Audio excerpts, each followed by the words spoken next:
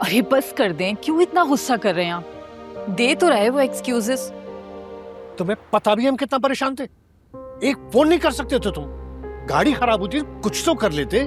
रात का वक्त, जीनिया तुम्हारे साथ। चाचा फोन गाड़ी में पड़ा था, साइलेंट पे था, मैं इंजन में सर खपा रहा था, मुझे पता नहीं चला। I am so sorry. जीनिया के पास भी फोन था, वो भी फोन नहीं उठा रही थी। एग्जैक्टली उसका फोन नेहा उसकी फ्रेंड है ना, वहां पर वो भूल गई थी। हम ऑल दी वे वापसी गए हैं और वो सोफे के अंदर फंसा हुआ था, वो अंदर वाली साइड होती है वहां फंसा हुआ था। बस आइंदा ऐसी गलती नहीं होनी चाहिए। अरे बस कर दें, क्यों इतना गुस्सा कर रहे हैं आप? दे तो रहे वो एक्सक्यूजेस।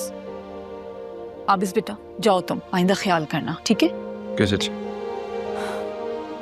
छोड़ दे, आ जाए, बैठे आप। कोई तरीका थोड़ी होता है, छोटे बच्चे थोड़ी हैं, उनको अंदाज होना चाहिए कि घर पे परेशान होते पेरेंट्स। ठीक है, बच्चे हैं, छोड़। बच्चे हैं।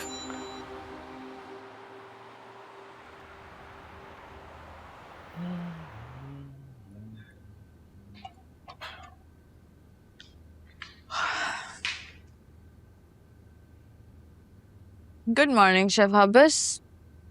मैडम के लिए एक अंडा हाफ फ्राइड। ओके मैम साहब। कसम से तुम्हें देख के लगता है जैसे संडे बाजार से लेके आए हो। Here you go। मुझे भी ऐसे ही लगता है। ये तुम्हारा नहीं था? मेरा था, लेकिन अब तुम्हारा हो गया। इसे कैसे कर लेते हो तुम ये? मतलब अपने मुंह का नवाला उठा के किसी और को देना, वो भी सुबह सुबह। Well, मैं ये सब के लिए नहीं करता हूँ, सिर्फ और सिर्फ अपने घर वालों के लिए करता हूँ। क्योंकि हमने तुम्हें घर में जगह दी है ना। इस घर के मुझ पर वाकई बहुत एहसानात हैं। और इन्हीं एहसानों तले दबे रहो के सारे जिंदगी, है ना। एहसान उम्र भर का एक सौदा होता है। एहसान इंसान को इंसान की हद में रखता है। वाह क्या शेर है। चलो मुझे एक जाम की बॉटल पकड़ाओ। तुम आखिर इस लड़की की बातों पे कब तक पर्दा रखते रहोगे? हाँ, ये तुम्हें बेवकूफ बनाती है और तुम बन भी जाते हो। तुम क्यों खुद को मजबूर करते हो झूठ बोलने पे? लगी सुबह सुबह अदालत। तुम तो चुप ही कर जाओ।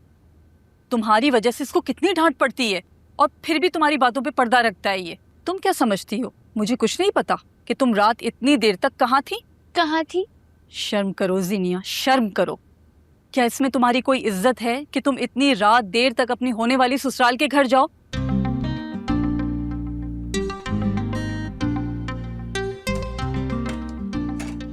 और ये बात आपको किसने बताई है? इसी ने बताई है ना? मना किया था ना तुम्हें, मना किया था ना। अरे तुम्हें, है ना? धोखेबाज की उसने कुछ नहीं बताया है। तुम क्या समझती हो कि ये बातें छुपी रह सकती हैं? जरा सोचो जिनिया, तुम्हारी बहन भी उस घर में ब्याही हुई है और तुम्हारी वजह से उसको कितनी शर्मिंदगी उठानी पड़ती होगी। परवाह तो सिर्फ बड़ी बेटी की है ना। छोटी बेटी जाए भाड़ में। मुझे तो लगता है घर में मैं ही सुतीली हूँ। एक काम करती हूँ, फहद को बोलती हूँ कि शादी के बाद ना मेरा घर बहुत दूर रहे, ताकि आपके और आपके बेटी के इस ड्रामे से मैं कोसों दूर रहूं।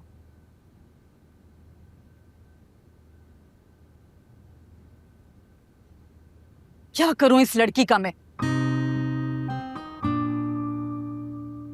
चाची आप इतना मत डांटा करें उसे, बच्ची है अभी, वो बचपना गया नहीं है उसका अभी। वैसे भी उसकी कुछ दिनों में शादी हो जाएगी तो सीख जाएगी ना वक्त के साथ साथ। आप क्यों इतना गुस्सा करती हैं? असल में तुमने ही इसे बिगाड़ा है।